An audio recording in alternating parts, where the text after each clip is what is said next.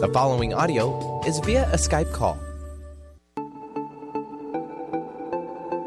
Natural Peace Radio, emotionally activated, magically created. Tune in each month on Transformation Talk Radio as Sarah van Rijsewijk helps people manifest their desires and activate their energetic spark.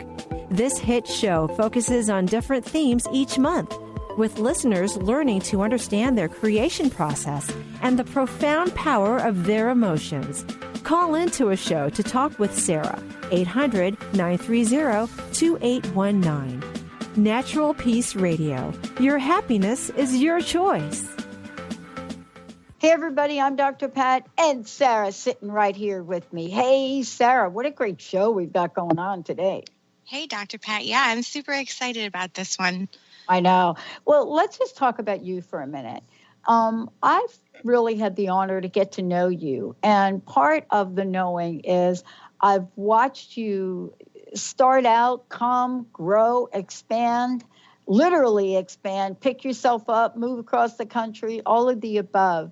But the one thing that I know is that your work is profound, the work you do with people. You're so connected to this beautiful, peaceful, but powerful way of coaching and inspiring people, not to mention a phenomenal tarot expert. And you are really helping people weave this beautiful, beautiful web. Now, before we bring Jim on, I want folks to know, first of all, how they can find out more about you, and also how they might be able to schedule time, get a reading, and work with you. Because one of the things I talked about in the last show, you're going to want to know what's going on in 2018. We're all going to want to know this. So let folks know that. And then we have a special guest today. Awesome. Yeah. So I'm so glad to be here, guys. And this has been kind of a long time coming. So for everyone out there listening, in order to get in touch with me, all you have to do is go over to naturalpeaceliving.com. Again, it's naturalpeaceliving.com, and you can send me an email. My contact information's on there. My phone number's on there. And I would love to hear from you guys, you know, even if it's just feedback on the show and feedback from something you heard that just resonated with you. And there's always, you know, ways to get in touch as far as scheduling coaching sessions. They can be in person if you're local in upstate New York, or they can be over Skype worldwide. And the same thing goes for tarot as well. Awesome. Now, today we have a very special guest for the show. Tell us about Jim. Well, so I was contacted by a friend of Jim a couple weeks ago, and it was just, you know, it's one of those things that happens out of the blue, and you know, sometimes these things happen and we kind of dismiss them, and for whatever reason I paid attention, and I was introduced to Jim and his work. Jim wrote a book, I would say a few years ago, about an experience that he had near his home in upstate New York, near the Catskills in New York State. And the book is just phenomenal. The book is called Miracle on Hammertown Road. And I'm not going to take up too much time. I want Jim to be able to speak about his experience and his reasoning for writing this book, and his intention with the message that comes out in it, and just the overall experience that he had, that, you know, many people will go their entire lives without an experience like this. And it's just awesome. So I was very lucky to have this kind of situation fall into my lap and decide that this seems to be a really appropriate way to talk to everybody today. So, well, the book is Miracle on Hammertown Road, and One Man's Fall and Salvation, right? Yes. Exciting. And we've got that one man right with us today. We do, don't we? Awesome. Jim, great to have you. Thanks for having me, Dr. Pat and Sarah. Thanks for having me. Of course. Glad to be here. Awesome. Sarah, you go first. All right. So Jim, if you want to take the stage now, this is all you, my friend. Just, you know, you want to introduce yourself to everybody and to our listeners, and give us some backstory. Who are you? Where do you come from? And some of the stuff that you've seen in your days. Can you talk to us about that? Sure. I'm Jim Bubba Bay is my author's name. I go by that name because I've been Bubba most of my life too. Besides James was my formal name. And one of the reasons why I use Jim Bubba Bay as my author's name is that the book was going to be too heavy without some funny things. I like and that.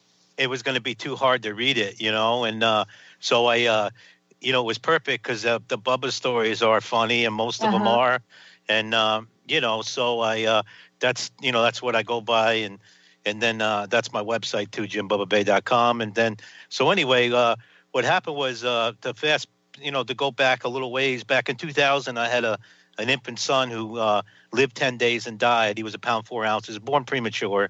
His name was James Ulysses, and then and so that was pretty traumatic. And along the way, some people, some friends, some acquaintances, but a few people that they kind of said, "Hey, you ought to write a book. It's it's pretty touching and pretty amazing." So I said, I don't know. So I did, but I did write some stuff down, and I actually, thank God I saved. I wrote a speech for my son's funeral the day after he died, and I actually saved that speech, and that's in the book. So that's kind of neat because that's like, a father grieving right then. It's not like I made it back up or, it was his actual speech that I made that day. And then fast forward, but I technically kind of wasn't a writer, or I didn't think I was. And then that was in 2000, and then 2006. But actually, let me go back real quick. When my one son passed away, little did we know one of my older sons, they're twins. One of them had kidney disease pretty much all his life, and we didn't know. So it showed up like a month or two after my son passed away, my youngest son. And I have to tell you, I kind of looking back on it now, and it's very sad. But I realized if my other son continue to live, my son James and Robert at the same time, it would have been very difficult to deal with both of them at the same time, having two very, or sick, because they told us our son James, who was the baby, was, going to be, there was a good odds he was going to have troubles, Right. So that happened. And then, so in 2006, we had moved to Arizona. Little did I know, I mean, me and my wife communicated at the time, but I didn't realize and think that it was to turn a new leaf, to just try a new area. And so we moved in. So we moved in 06, and I'm a New York boy, so I was kicking and screaming. But in a lot of ways, it was there was only one bad thing that happened. Is that's my son passed away out there, my other son. But for me, other than that, for me, it was quite the confidence and just the overall, it was a good move for me to do. I grew as a person just on that move alone. So it was pretty amazing. And then again, when my son passed away, my other son, people were like, "Oh, you ought to write a book. This is, I mean, other people have many, but you ought to, these circumstances, you ought to write a book." And I tried a little bit and wrote some stuff, but I never really got around to it. Right. And, that's how that was all happening. And then to fast forward to November 15th, 2009, it's kind of crazy. I joke with my daughter and my son, and we go places. I said, I bet you we could do a survey, and no one would have a father that fell off a road. But I literally, I literally fell 14 feet off a road into a culvert head first, landed on my head. I free fell too. It wasn't a roll down the hill. It was a free fall. So, oh my God. So the first thing that stopped me was rocks on my head, my left side head, and then my and then I actually, of course I didn't know at the time, but I actually broke. I had 23 broken bones with 26 fractures. I fractured my skull, brain bleed, concussion, traumatic brain injury. I broke my left scapula. I broke my 11 ribs. I broke 7 on the left, 4 on the right. The amazing thing is my whole right side of the body never touched the ground, and I broke 4 ribs over there. So that never touched the ground. And then I broke C7, I broke 2 ways. And I broke T10 to T12. I broke 9 of those, and I broke 2 of those 2 ways. And then, of course, blood in the lungs, bruised lungs, things like that. So so I actually, it was a bad scene, bad thing to happen. Yeah. So, that's, and then and then all of what happened that night created the book. I didn't technically die that night, but I was near death, as you probably could be. And when we wrote the book, my friend Mickey Music wrote the book with me, and we so many people claim to see God, talk to God. I know I didn't say I met God, but I met God that night, and so many people claim that, and I believe them all. I'm not I believe it all happens all different ways, and but we said how many people, then we're like, what's different with our book? And then we realized, how many people have 2 kids die and then pretty much die themselves and come back to talk about it that badly hurt, all in a decade. And it ended up being a decade, an actual decade that this all happened in. Right. So, and that's kind of where, and then, of course, that's where it really started then. Then it was like, okay, I guess there is a book out of it, so. Well, I mean, I think that, what I hear you talking about, though, is, each of us has things in life that happen to us. And I think it's so fascinating to hear your story, also Sarah's, also even my own. But the part of this, which is super important, is, looking at, we have been kept alive for a reason.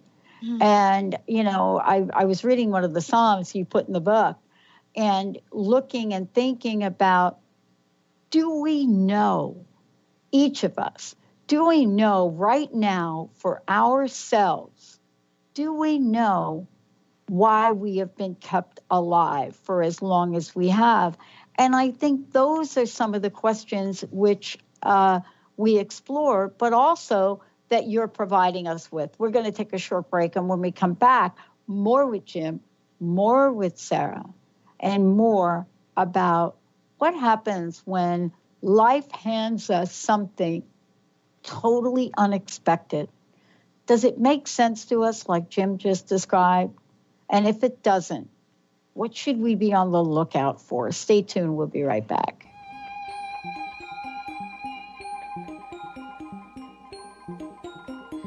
I need your love, I need your time. When everything's wrong, you make it right. I feel so high. Tune in to Lucid Planet Radio with Dr. Kelly Neff. This hit show will illuminate your senses and empower you beyond your daily stressors and hardships. Renowned psychologist and author Dr. Kelly will captivate you with far-reaching topics and amazing guests as you wake to the greatest version of yourself. Learn to tap into your intuitions, think critically about our world, heal emotional and psychological wounds, and follow your passions to live your dreams. The Lucid Planet. Welcome home. Visit lucidplanetradio.com for more information. What is a brilliant culture, and how do we create them? Why are they important?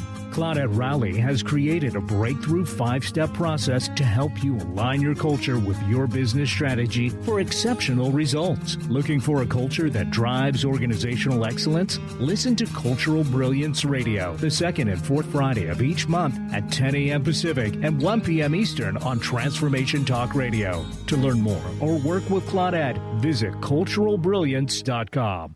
Are you looking for the perfect setting for your next workshop or retreat? At Spirit Fire Meditative Retreat Center, cultivating consciousness is what we do best. Our guests count on us to create an atmosphere that supports serenity and well-being. We lead from the heart and create space for the mind. Freshly prepared meals designed with local and organic ingredients, 95 acres of beautiful woods and pastures, and a facility built with green in mind. This is what you'll find at Spirit Fire. For more information, visit spiritfireretreatcenter.com. Do you ever feel as if you're working twice as hard but only getting half as far? Are you trying to connect with your path in life and finding it elusive?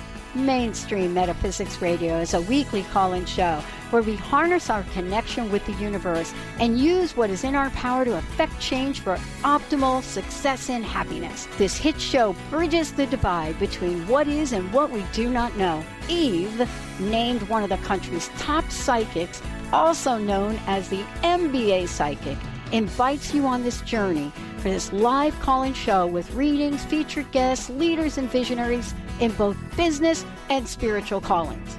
So join Eve Thursdays at 10 a.m. Pacific, 1 p.m. Eastern on TransformationTalkRadio.com as she takes metaphysics mainstream. For more information about Eve, visit EliteTarot.com. That's EliteTarot.com. Best-selling author, spiritual life, and business coach Joe Nunziata brings his higher energy and no-nonsense style to people who are ready to make powerful changes now. Wake up, step up, power up with a shot of Joe. Join Joe the second and fourth Wednesdays at 3 p.m. Pacific, 6 p.m. Eastern for 30 minutes of high energy, no nonsense, and powerful tools to make powerful changes. Visit joenuns.com. That's JOENUNZ.com. Need to be free with you tonight. I need your love.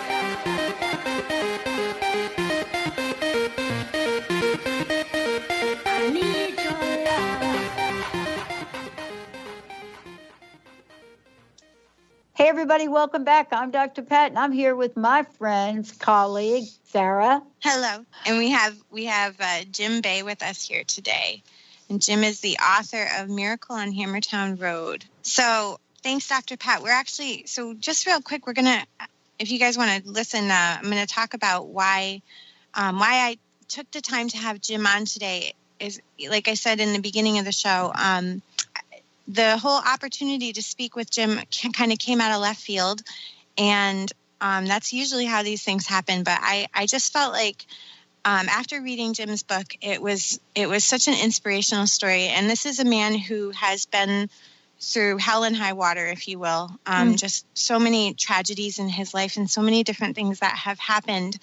And he took the time to really listen to the experiences that were going on and realize that there is something in this. And especially with his fall, with what happened when he literally fell off of Hammertown Road in 2009.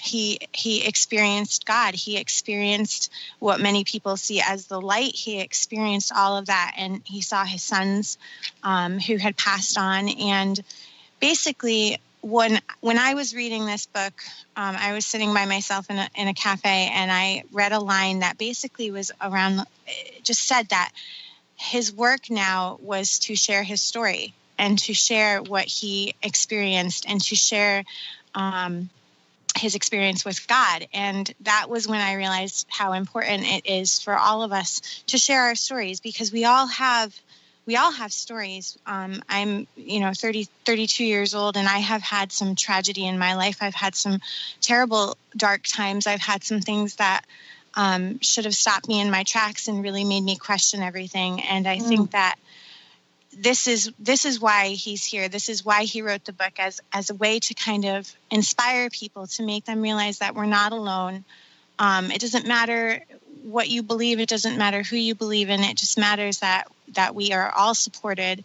And I think that was a pretty obvious message that came out when I finished the book, when I was reading the book. Mm-hmm. So I will stop rambling, and I'd like to talk to Jim a little bit more about his process, about the writing process for you. Jim, I know you said the first couple pages of the book, it's great because it starts out how we mentioned in the earlier segment, how you realized you really did have all of the things that you should to write a book, that you had all these experiences. Oh, you should write a book. What was the writing process like for you?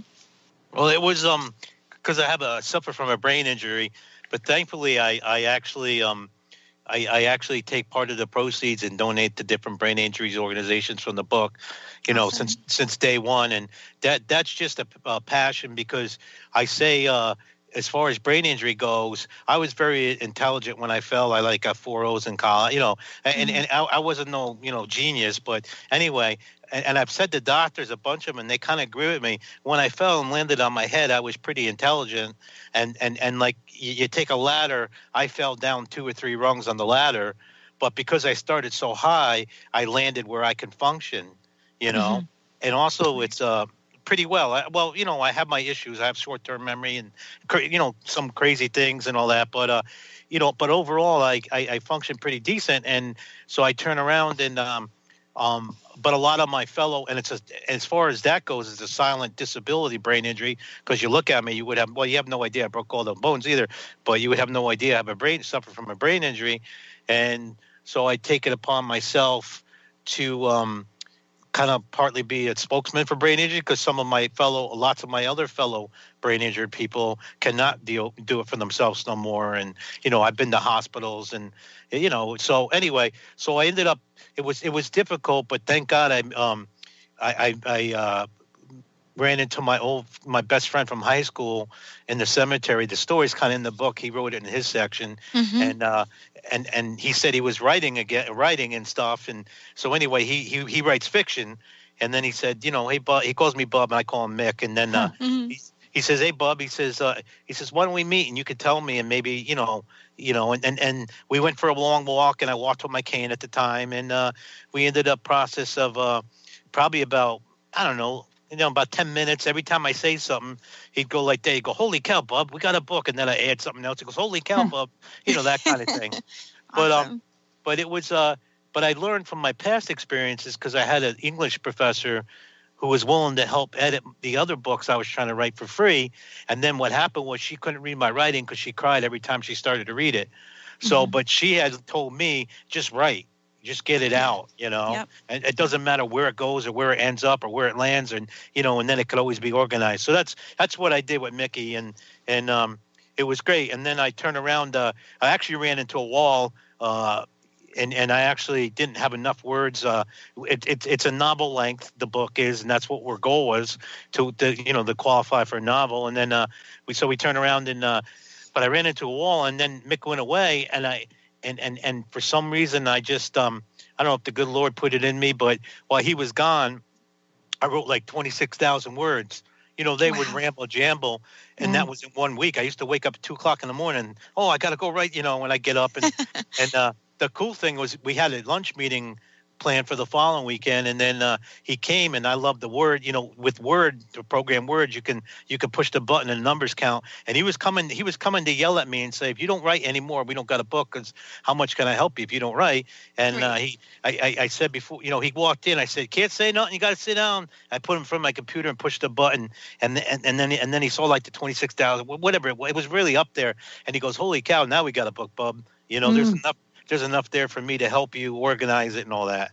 So I definitely needed help. I needed help before I fell. Since I fell, I needed, more help, with the organization and the grammar and because it is pretty easy just to write, even messing up spelling words. And stuff like that. Sure. So I did that part. And then, of course, a lot of the books, but like sometimes the whole paragraphs is pretty much what I wrote, and then other times I'd ramble on for 7 paragraphs, and he made it into 2, things like that, but it was, I have to say, as they always say, it was kind of therapeutic to get out of me, but it was also very emotional. Like we stopped writing I recommend this for everybody that wants to write a book. You write it and you walk away from it for a good amount of time, like 6 months, a year. If you can afford to do that, it's great, because then when you go back, we both went back to the book, and I read the book, and he read the book, what we had, and there was, because of my son being terminally ill and all that, that's all part of the book too, but I financially lost everything from medical bills, and so that's a whole nother tragedy in itself that, I have experienced, and people in this country and all over the world deal with that, and I've dealt and been people don't realize, and this is really important to the conversation, that, when we hear stories like yours and like mine, we think that, okay, those folks are doing pretty good now. But what doesn't get told is how getting sick could put us in a position to lose everything. And I really mean lose everything. We think that we're part of a society where we work and we have health insurance, but not everybody has full access. And there are stories even today where we all run the risk of losing things beyond our imagination. Yeah, I'm sorry, I got to really say, and for this, exactly what you're saying. It's my words, and it's true. When my son was sick, my other son died. My son's sick, and thank God I ended up falling on my, we're separated, and ex-wife's, insurance. But she worked for the state, and you really don't get any better insurance than a state insurance, especially in New York. And Right. I haven't compared them all, but I know it's really good. Well, even in the best, you could have the best insurance in the world. And if you get somebody terminally ill in your family, unless you have a lot of money, all it means is a slow financial death. Yeah. And that's, I lost everything. We lost everything. I mean, and it just, because what happens is it adds on. And like for example, not to go, but we ended up, like our son, he would do blood work on Friday. And, at the town near us, Rhinebeck, and then we would, all be home, and there was 4 kids and my wife and I, and she'd be making dinner, and we get a call from the hospital in Albany saying, you have to get your son here now, not later, now. So she would turn off the stove, we'd get in the, car, and we get in this car because, we had a bigger family, so it was a little bigger car, and we start driving and go, wow, there's no gas. So what do you do? Pull over, credit card. And then you get up there and you're there for 3 or 4 hours, and you got these kids who are 5 years old, and then you look and say no one's eating yet, Right. Right. So then you even go do the dollar meal at the McDonald's, and you still put on credit card because you don't have 2 pennies to pinch, Right. So that's so that's kind of what the point is that you do whatever you need to do. And I think that's really what I learned. I mean, I grew up in the projects in the Bronx. And, for those of us, they say that if you can survive what that environment was like, then you can pretty much do everything. Well, here's what I want to say to folks that say that. You've probably never been really sick. You probably never had anything wrong with you at a physical, a mental, or an emotional level, because everything comes into play when you experience what you've experienced, Jim. It does. And then so anyway, it's just and then it just, you lose it all. So so that was another passion. And then I'm working on creating, I'm working on a non-for-profit where it helps people that are terminally ill with some incidentals, help with that gas and stuff like that. So that's one of my, I kind of had that passion before I fell, but now that things are really rocking and rolling, I have more of a passion now to do it even more now, Oh, yeah. I agree. Awesome. I agree. I agree. So the writing process, anyway, so the writing process too, you go back and so that was in there. And then I read the book and I'm like, wow, if I really met God, it was only a page long. That was like the 5th draft. And I'm like, if you claim to meet God in this book, you can't just, even though it was just a meeting, I didn't go. That's the thing that lots and lots of people have been loving is I didn't claim to go to heaven and break bread with Moses. Right. I didn't go anywhere. It all happened on Hammertown Road, and I didn't even have an out-of-body experience. I had an in-body experience, and I didn't go anywhere. Not that I don't believe in all those other stories, because I do personally, but a lot of people really believe like it's just down home. And so anyway, I when like the 5th draft or whatever like that, it was like only a page, and I'm like, wow, if I claim to meet God, so that was rough. I had to open up myself for that meeting again, and create it. And even now, I haven't looked lately, but I think it's like 4 pages. It's not big, but it wasn't long. It was just what I needed at the time. And he showed up to me in a human form, because I would have never understood an orb or light, because before I felt my spirituality I was Christian, and I know it's a word out there. I was a Christian, which is Christmas and Easter. I call and that's when I went to church, and I didn't know the Bible, and it's all in the book about and things like that. But I just but he came to me as a human form, because that's what I would understand. And so God comes to everybody in all different ways. And then one of the big questions they asked me is what he looks like. And before I fell, and after, to this day, I believe everybody might see something different. So it's not I agree. I love that. Yeah. It's not my job to tell people, but for me, he came as a grandfatherly figure. But that's because that's what I would understand at the time. Right. That's huge. The one thing I know for myself these days is I do believe in source energy, higher power, and I know it's not me. Yeah. Right. That's what I know. Yeah. And the one thing is, like I said, I was so bad, I actually got to log. I know the story. It depends on, sometimes I can get to it, but it's really amazing the log story where I met God at.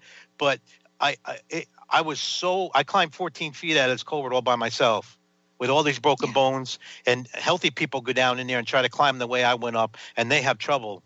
Some of them can't make it up there, and I climbed with 26 fractures up this culvert to get to the road to die, because my ex-wife found her son in Arizona dead after 3 or 4 days. So I thought of, like, no one's going to want to find me, so if I can move, let me get to the road. That was all I had hope for, was to get to the road, because I was hurt so bad. And then little did I know God was coming. But that's what I did, and it was just an amazing thing. It just was an amazing experience. But I would have never understood. I would have died in that log if an orb showed up, or just a bright light even, because I would have had no idea what it was. Well, wow, what a fascinating story, Jim. Thank you so much for your message and being a bright light. Thank you so much for joining us today. Thank you, Jim. Thank you. Thank you. We're going to take a short break, everyone. We'll be right back. Stay tuned.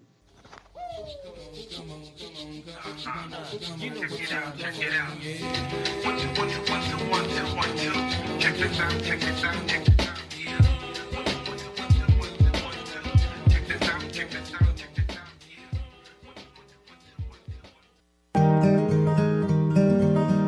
Curious about the meaning of life? Do you want to deepen your spiritual practice?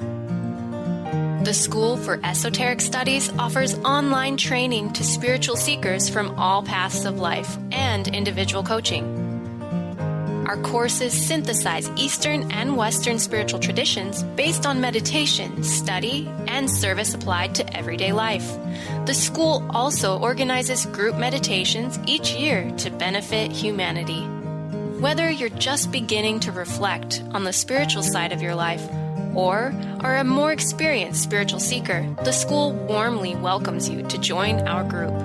To learn more about our courses and services, please visit esotericstudies.net. That's esotericstudies.net.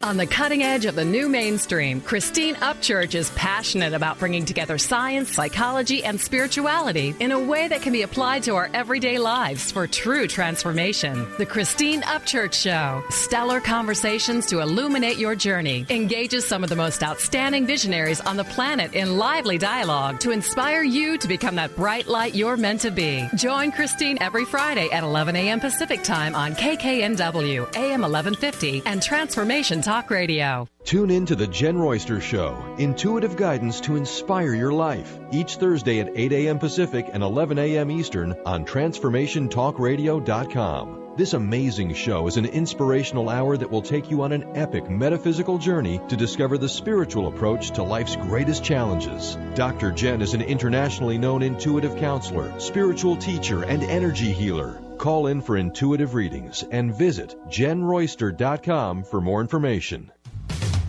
A word of caution: if you prefer the status quo and you are not interested in improving every aspect of your life, this book will trigger the shift out of you. The Truth is Funny, Shift Happens is available now. Author Colette Steffen brings the powerful knowledge and life-changing energy and empowerment from the radio airwaves to the pages of her new book. To get your copy in paperback or ebook, visit thetruthisfunny.com today. Amber Teal, founder of The Healthy Edge, is bringing you the hit show Healthy Edge Radio, living with power, passion, and purpose. Amber provides the support and tools necessary for you to finally release the weight and emotions that are hidden beneath the weight. Tune in each month on Transformation Talk Radio. For more information on how you can take the next step with Amber, visit getthehealthyedge.com.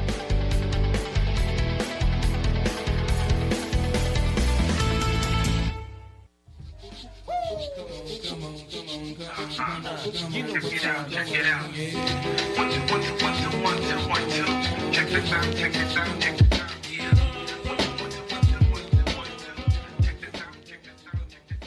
Wow, everybody. Hey, welcome back. Thank you so much for tuning us in and turning us on.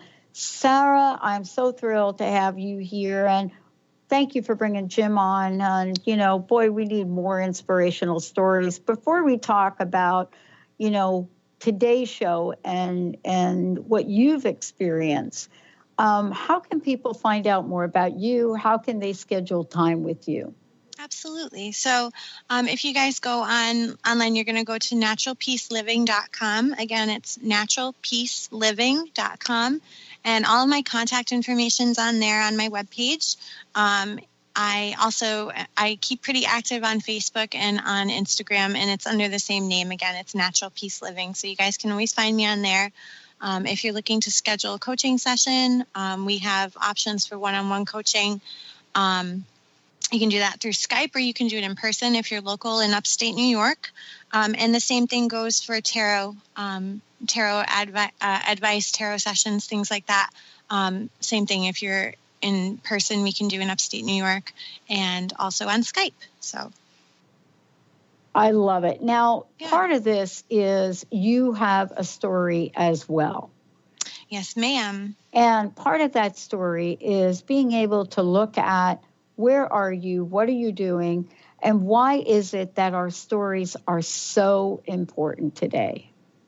Yeah, well, it's interesting because the reason that I had Jim come on was because of his story, and because it felt very big, it felt very important, and that is a man that has seen a lot of very difficult, painful things in his life. And I'm not, it's not a comparison. We all have stories, and we have all come from something. And I have a painful story too, that was kind of what launched me in this direction, definitely was what launched me in this direction.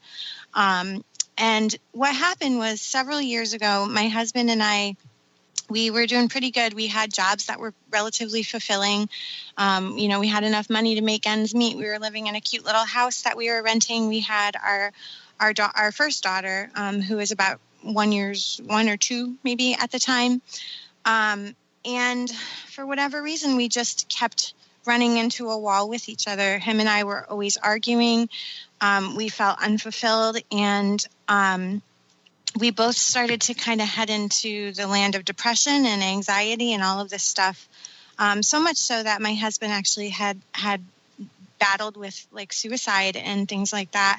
And that was one of the darkest, one of the scariest places I've been in my life. Not knowing how to handle it, not knowing how to help him. My family also trying to help and really not knowing how to help. We went to therapy, we went to counseling, we did all of these things, all of the things you're supposed to do, but nothing seemed to help us. And anybody who's been in a depressed state or has seen somebody in a depressed state knows how contagious it can be. And what happened was, my husband was doing all he could to try and get himself out of that. And he spent some time in a facility to kind of work through his anxiety and depression. And they taught him a lot of different tricks and tips and things like that. And then eventually he started to feel better, but I did not.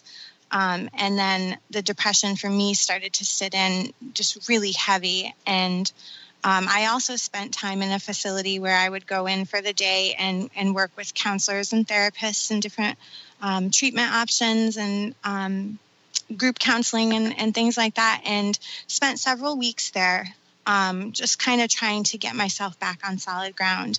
And at the end of my time there, when I was discharged, I felt a little bit better, but it wasn't this like huge production that I like there was like this carrot, like that they're holding in front of you, like, oh, when you're discharged, you're supposed to feel amazing. And I didn't feel amazing. I felt like I had learned a lot of things, and I felt like I was starting to get there, but I didn't feel it yet.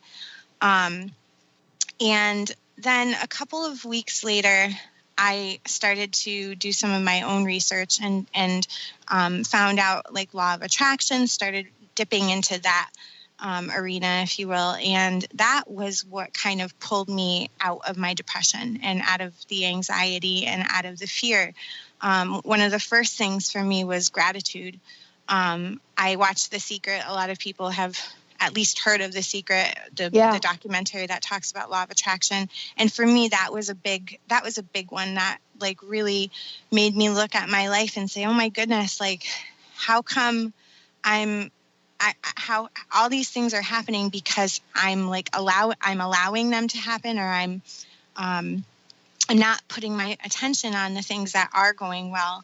And I've just kind of dismissed everything. So, I had a session with a client last year, and during the session, he confided in me that he had a similar experience where he was just, he was really upset, and he checked himself into a facility similar to what I had been into. And at the time, nobody knows my story. Nobody really. This is all opening up for the first time. Yeah. And I told my client the same thing that I just mentioned to you guys, that I had this same sort of experience. And I said, I hope that doesn't change how you feel about our relationship. I hope, you still feel like I'm a credible coach, that I can help you. And he was like, I'm floored. Like, if anything, it makes this relationship that much better. He's like, you've seen it, you've been there. And to kind of sum everything up, it's we all have these stories. We have all, been in these places, and we've all seen these dark situations, and it's up to us to kind of, find the light.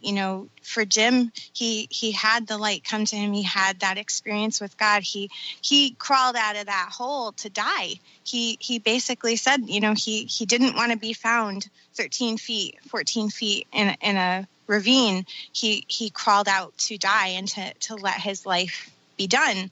Yeah. And there were other plans for him. And I think that there's a lot of symbolism in that. Like we think that we're at the bottom, but it's not the bottom. Usually the bottom is the platform that we use to kind of launch ourselves. And for my story, that was the platform for me. I had to hit that bottom. I had to hit that depression. My husband, the same thing.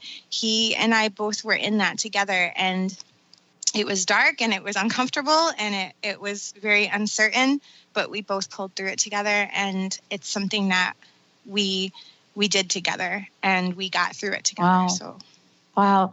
What do you think, Sarah, is we like to talk about things in terms of lessons, but sure. I have a different question.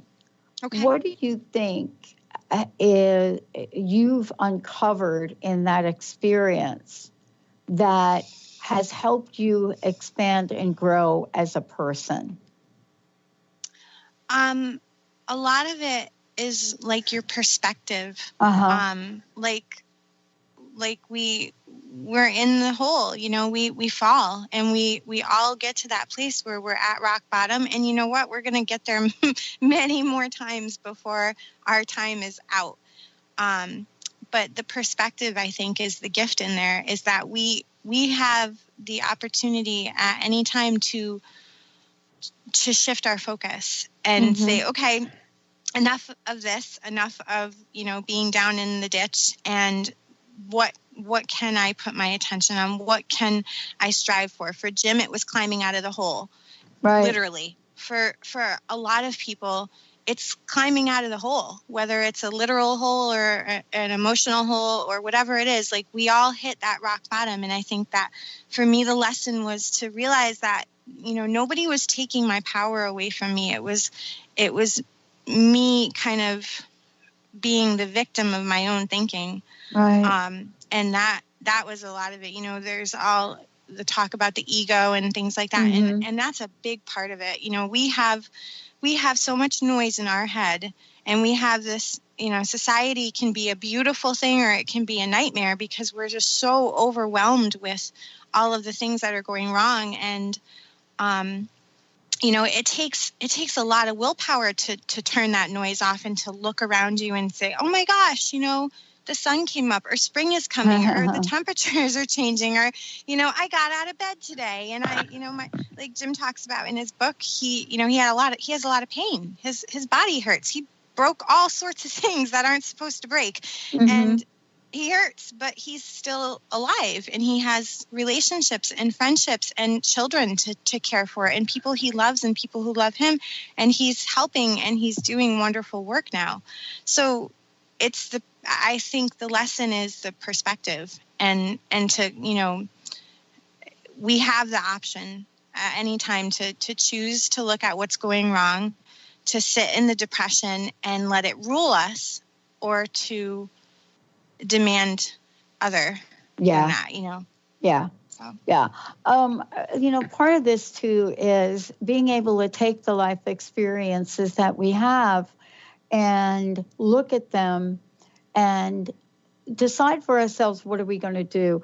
The thing that I'm really struck by here recently is how insidious and powerful doubt can be if we let it be. Yeah. People ask me all sorts of questions about my life's journey, what we're doing here, why we're doing it. I mean, all sorts of questions. And I always get asked, what have I discovered is the greatest challenge? And they expect me to talk about the network, and I tell them, no, it's me. I'm the greatest challenge to my own success. Mm-hmm. And to what we're doing in the world. Yeah. And I say, I'm also the greatest opportunity. The question is going to be on any given day, what are we going to sign up for today? Like today, when we woke up, the question really became, by our actions, by the way we step out into the world, is what are we really asking for today? Are we asking for Magical Monday, or right? Or are we asking for a different kind of day? Well, it's funny. I this morning I kept hitting the snooze bar, and I probably 4 times, and I usually don't go past 3. So I woke up late and I couldn't get myself ready on time, and both of my girls were up when normally one of them is up, and then the 2-year-old's up, and everybody's running around the house like crazy, and I just could not get it together. And one's crying, and then the other one's shoes aren't on, and I got to get this one to school with me, and it was just chaos. And I get in the car and I'm so flustered, and I was like, I have to hit the reset button. And then I'm driving, and then the news comes on, and of course that's what I want to hear, the news, and I like yell at the radio and slam the radio off, and my 5-year-old's in the back seat, and she's like, Mommy, are you okay? And I was like, I think we might need to pray. We need to do something. We need to do something. And we start talking to the powers that be, if you will, and just saying like we just wanted a reset, and we wanted to see a happy day, and we wanted to see clarity, and we just wanted to. And she's like, well, it's love, Mommy, it's love. We want love. And I'm like, she's so wise, you know? Right. And then we go inside the school, and I work as a teacher's aide in the school, and everything shifted. And I was actually getting ready to do the show today, and I realized how my prayer was answered, and how much of a better day I had, how happy I was helping the kids I work with. Hopefully my daughter is having the same experience where her day is starting to feel better. And it just, we have that ability to kind of reroute ourselves and to change the direction. But we have to catch it first, and we have to ask for that divine intervention, just to ask for the reset button to be hit. Well, for you have many gifts and talents that you bring to the forefront. And, let's talk about that, because, there are folks that we work with, each of us, and they often wonder, how do we really know, or how can we be compassionate or have empathy for somebody like Jim's journey? Mm-hmm. But, from the struggles we've had, from the places we've gone, I don't know about you, but I've been even more curious about possibilities and solutions for things. What has your, let's say, down moments, what have they done to help you expand and grow your skill set? They they kind of make it clear that I need to ask for help more. And not, not to get too off the deep end here, but usually when I'm in crisis mode, it's a call for me to like slow down, to ask for help, to take some time to meditate, to go for a walk, we try so hard. We're conditioned as people in society to try, and we have to do a million things, and we think that that's the norm. And usually when things start to get crazy on me, it's because I'm trying to do too many things at once. And I know a lot of people are probably shaking their head or rolling their eyes because we just, we're in this world that has conditioned us to, get up and go and do a million things. But we're human beings. We're not human doings. And we're supposed to be able to drop down and relax and breathe and function, and to just kind of, back off a little bit and watch what the universe throws in your direction and watch how your prayers are answered. I wasn't sitting there, with my second graders, like, oh, here's the answer to my prayer. It just kind of snapped. I was like, oh, today got so much better, and then I realized, oh my God, that was what I was asking for. And we just have to make room for that. We have to allow those miracles to come in. We have to allow the spiritual stuff that presence just has, there's room for it. And instead of being the last resort, it should be the first thing that we think of. When the day is going crazy, we should really just stop ourselves and say, okay, hang on a minute, slow down, go get a cup of coffee or sit in the break room for 5 minutes. Just give yourself a minute to come back. Yeah, I agree. Now, before we kind of jump ahead here, I know we've got a few minutes left. Sure.